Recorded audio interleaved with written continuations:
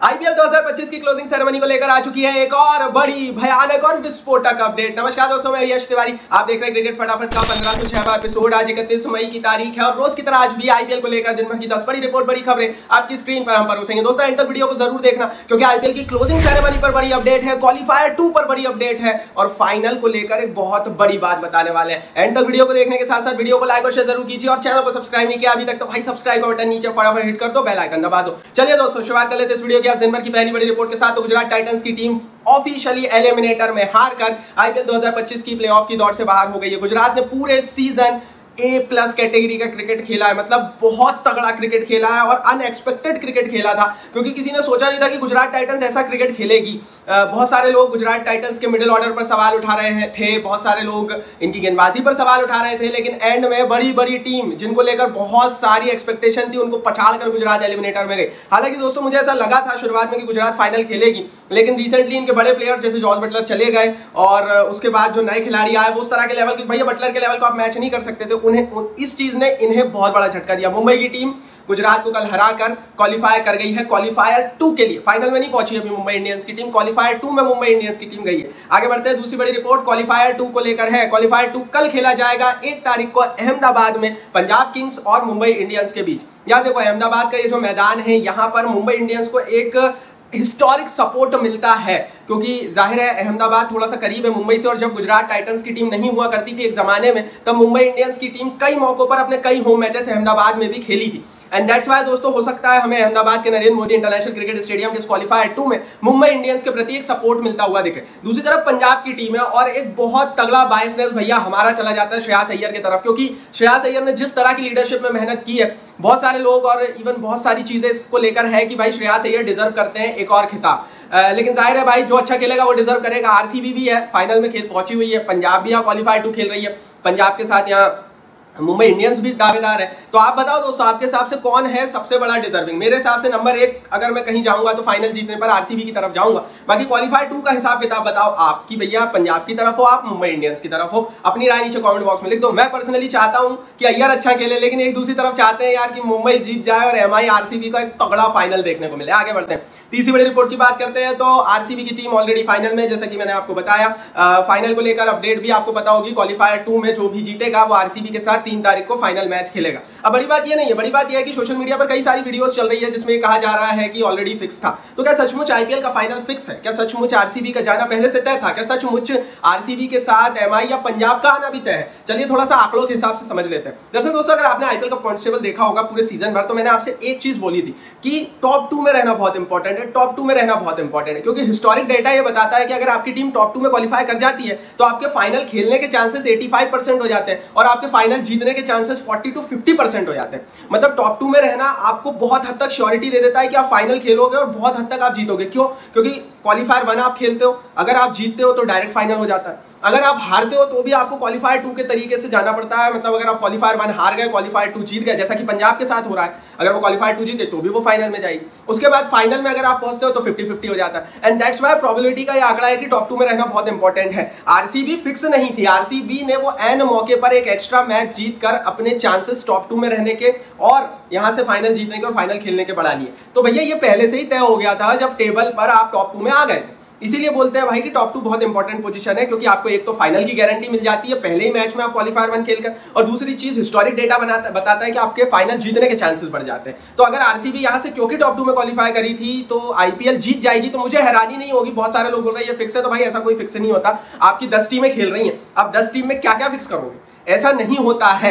ये मैं आपको पहले ही बता दूं कि 2015 तक आईपीएल में कई मौकों पर स्पॉट फिक्सिंग हुआ करती थी, लेकिन 2015 में श्रीसंत वाला कांड आया और हम सबने देखा किस तरह से 2 साल के लिए चेन्नई और आरआर की टीमों को बैन किया गया और उसके बाद से ये चीजें बहुत हद तक कम हो गई। अगर दोस्तों ये चीजें बहुत ज्यादा फिक्स होती तो आपके पास एक व्यक्ति हमेशा इंटरनेट पर आपको मिल जाता जो हर मैच की सटीक प्रेडिक्शन दे रहा होता, जो हर मैच में कह रहा होता यही होगा और वही होता। और ऐसा इस समय इंटरनेट पर कोई भी बंदा नहीं है। जितने प्रेडिक्शन का या भाई जो धंधा चल रहा है इसमें आप खोलकर देख लोगे, किसी की भी 100% प्रेडिक्शन सही नहीं है। बहुत हद तक किसी का अच्छा किया है तो उसने 60% प्रेडिक्शन उसकी सही हो गई।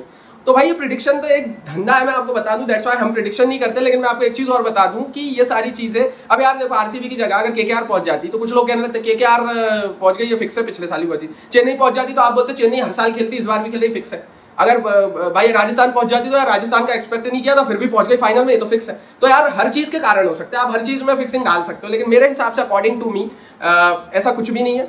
दूसरी बड़ी चीज टॉप 2 इज इंपॉर्टेंट, और टॉप 2 में जब आप पहुंचे तो आपने अपनी चांसेस बढ़ा लिए। बाकी आप इस पर अपनी कमेंट बॉक्स में लिखो। चौथी बड़ी रिपोर्ट की यहाँ से बात कर लेते हैं। क्लोजिंग सेरेमनी कंफर्म कर दी है, बीसीसीआई के अध्यक्ष ने फाइनली कहा है कि उन्होंने न्योता दिया है तीनों आर्म फोर्सेस के हेड को। बड़ी रिपोर्ट यह है कि 1 घंटे का शो होगा, ऑपरेशन सिंदूर को ट्रिब्यूट देते हुए ये शो होने वाला है। और रिपोर्ट यह है कि 7:30 बजे से फाइनल मैच शुरू होगा और उससे 1 घंटे पहले से क्लोजिंग सेरेमनी माफ कीजिए शुरू हो जाएगी। क्लोजिंग सेरेमनी में देशभक्ति गाने होंगे, ऑपरेशन सिंदूर को ट्रिब्यूट दिया जाएगा, न्योता दिया गया है तीनों आर्म फोर्सेस के हेड को। आएंगे या नहीं उसको लेकर आगे इस वीडियो में बताऊंगा, लेकिन बॉलीवुड के कई बड़े सितारे यहाँ पर आ सकते हैं। रिपोर्ट यह है कि सलमान, शाहरुख, इनसे भी बातचीत की गई है, अक्षय कुमार से भी बातचीत की गई है। अभी तक नाम कंफर्म नहीं हो सकता, आज शाम तक कंफर्म हो जाए, क्योंकि 2 दिन बाद क्लोजिंग सेरेमनी है। आज 31 तारीख हो गई है, 1, 2 और 3 तारीख को हमें क्लोजिंग सेरेमनी का हिस्सा बनना है। तो ऐसी स्थिति में क्लोजिंग सेरेमनी को लेकर 1 घंटे का एक बहुत बड़ा परफॉर्मिंग शो होने वाला है। लेकिन 5वीं बड़ी रिपोर्ट इसी से जुड़ी हुई है। रिपोर्ट यह है कि तीनों सेना प्रमुख क्लोजिंग सेरेमनी का हिस्सा नहीं बनेंगे। खबर यह है कि सरकार ने इन्हें क्लोजिंग सेरेमनी का हिस्सा बनने से मना किया है, क्योंकि ये एक पब्लिक अपीयरेंस है और तीनों सेना के प्रमुख गवर्नमेंट सर्वेंट्स हैं। यार देखो, हमारे यहाँ पाकिस्तान जैसा नहीं होता ना कि सेना ही देश चला रही है। हमारे यहाँ चुनी हुई सरकार होती है जो कि देश चलाती है और उनका आदेश का पालन सेना करती है। पाकिस्तान में उल्टा होता है, सेना का जो प्रमुख होता है वो हेड होता है और जो प्रधानमंत्री होता है वो पपेट होता है। तो जो पाकिस्तान में जो हम देख रहे हैं ना लगातार कि भाई वहां के जो सेना के हेड को अलग अलग वही लोग खुद ही को सम्मान, एक दूसरे को सम्मान दे रहे हैं, तो वो सेना वहां की खुद एक दूसरे को सम्मान करवा रही है। पीएसएल में भी हमने देखा कि इन लोगों के सारे सेना प्रमुख वहां पर बैठे हुए थे। तो इन्होंने क्या करा है ना, सेना को एक तमाशा बना लिया है पाकिस्तानियों ने। खुद तो ये लोग पिट गए, खुद तो ऑपरेशन सिंदूर में इनकी कमर टूट गई थी, इसीलिए भागते भागते अमेरिका के पास गए थे और बोल रहे थे कि भैया माफ करो, बचा लो और सीज फायर करा लो। अब जब इनकी कमर टूट गई तो अब ये खुद को ही सम्मान दे रहे हैं। पाकिस्तान पर मैं ज्यादा बातें करूंगा नहीं, क्योंकि पाकिस्तान पर बात करना अपना समय व्यर्थ करने जैसा है।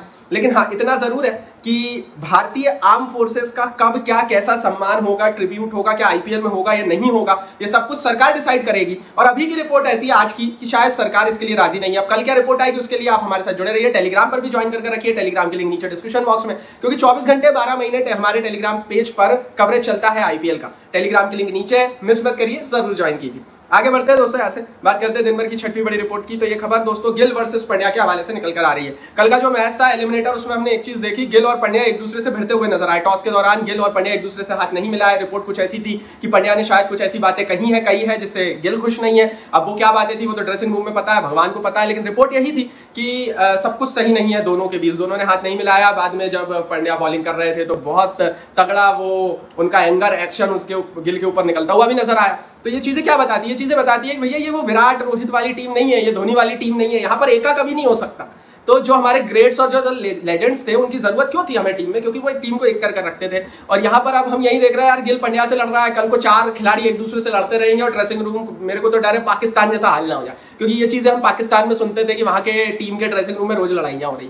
हालांकि मुझे भरोसा है कि भारत का प्रोफेशनलिज्म ऐसा है कि ये सारी चीजें नहीं होंगी। लेकिन कल जो मैदान में देखा गिल और पंड्या के बीच, क्योंकि दोनों ही कप्तानी के दावेदार हैं। पंड्या कुछ दिनों से अब कप्तानी से दूर है भारतीय टीम की, क्योंकि डिसिप्लिनरी एक्शन लिए गए हैं, लेकिन गिल अब नए कप्तान है टेस्ट में। और ऐसी स्थिति में दोनों का भी अब क्लैश तगड़ा दिख रहा है और वो चीज अब एविडेंटली मैदान पर दिख रही है।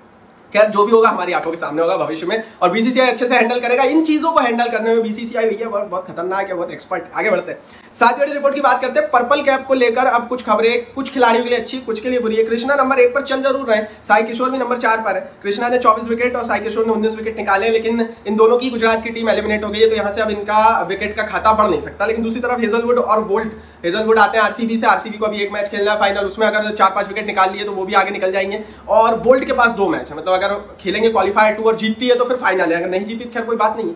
लेकिन ऐसे से बोल्ट के पास अब मौका यहाँ पर टॉप विकेट टेकर बनने का, बोल्ट के पास ज्यादा मैचेस रहेंगे, 2 मैचेस हैं बोल्ट के पास अगर मुंबई फाइनल खेलती है तो, और आरसीबी के पास तो एक ही मैच बचा हुआ है। देखते हैं भाई कौन उठाता है पर्पल कैप। आपके हिसाब से किसका होगा पर्पल कैप? क्या कृष्णा ही उठाएंगे या फिर हेजलवुड या बोल्ट में से, या इनके अलावा कोई तीसरा खिलाड़ी आ जाएगा? अपनी राय कमेंट बॉक्स में लिखिए। आगे बढ़ते हैं, 8वीं बड़ी रिपोर्ट की बात करते हैं। ऑरेंज कैप को लेकर बड़ी अपडेट है। ऑरेंज कैप में सुदर्शन नंबर 1 पर लगभग 759 रनों के साथ चल जरूर रहे थे, लेकिन आउट हो चुके हैं because of the Gujarat Titans बाहर हो गई है। गिल नंबर 3 शायद चल रहे थे 650 रनों के साथ, वो भी बाहर है। लेकिन सूर्या चल रहा है अभी मुंबई इंडियंस को, जैसा कि मैंने कहा अगर फाइनल खेलती है तो 2 मैचेस खेलने 673 रन के साथ, तो विराट कोहली 614 रनों के साथ चल रहे हैं। तो ऐसी स्थिति में अब सूर्या विराट के पास मौका विराट के लिए विराट कोहली और सुदर्शन के बीच अंतर लंबा है, लगभग 130-140 रनों का है। तो विराट को एक इनिंग खेलनी पड़ेगी 130-140 रनों की, ताकि वो सुदर्शन को पीछे कर दें।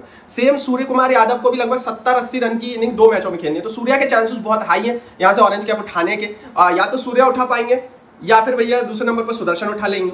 विराट के चांसेस कम इसलिए क्योंकि आपको एक ही मैच में 130-140 रन बना सकते हैं विराट, इसमें कोई डाउट नहीं है, बहुत रन बनाया विराट कोहली जैसे प्लेयर आया नहीं है। लेकिन क्या फाइनल मैच में ही वो रन बनेंगे, उसके चांसेस कितने, ये भी देखना पड़ेगा। आगे बढ़ते हैं, 9वीं बड़ी रिपोर्ट की यहाँ से बात करते हैं। तो India A versus England lions का मैच चल रहा है। भारत की ए टीम इस समय इंग्लैंड गई हुई है। टेस्ट सीरीज से पहले तैयारियों का मुआयना करने के लिए हमारे कई प्लेयर्स गए हुए हैं। करुण नायर 186 रन पर खेल रहे हैं, भारतीय टेस्ट टीम का भी हिस्सा है। सरफराज खान 92 और ध्रुव जुरैल 82 पर खेल रहे हैं। इंग्लैंड लॉयन के खिलाफ भारत ने पहले दिन इंडिया ए की टीम ने 409 रन बनाए 3 विकेट खोकर। यह बताता है कि भारतीय बल्लेबाजी अभी तो तैयार दिख रही है इंग्लैंड की कंडीशंस पर, लेकिन आपको एक चीज और समझनी पड़ेगी कि ये जो इंग्लैंड लॉयंस की टीम खेल रही है ना, इसमें बड़े प्लेयर्स नहीं खेल रहे हैं इंग्लैंड के। और जब इंग्लैंड के बड़े प्लेयर्स आएंगे तो वो बहुत डेंजरस खिलाड़ी हैं और उनकी खुद की पिचों पर ज्यादा डेंजरस है। तो हमें देखना पड़ेगा कि 20 तारीख से जब पहला टेस्ट मैच खेला जाएगा तो उसमें बहुत मजा आने वाला है। 3:30 बजे से ये टेस्ट मैच है और घड़ी लगाकर देखना भाई, क्योंकि ये टेस्ट मैच हमें हमारे नई टीम इंडिया जो शुभमन गिल की कप्तानी में जा रही है उसकी असली अग्नि परीक्षा हमें देखने को मिलेगी। और इस टेस्ट मैच के लिए तो सचमुच लाइक बनता है, क्योंकि भाई ऐसे टेस्ट मैचेस जहां पर नए प्लेयर्स जा रहे हैं, अगर नहीं चले तो क्या होगा? क्या विराट और रोहित फिर आएंगे? क्या विराट और रोहित की याद हमें आएंगी? याद तो खूब आएगी।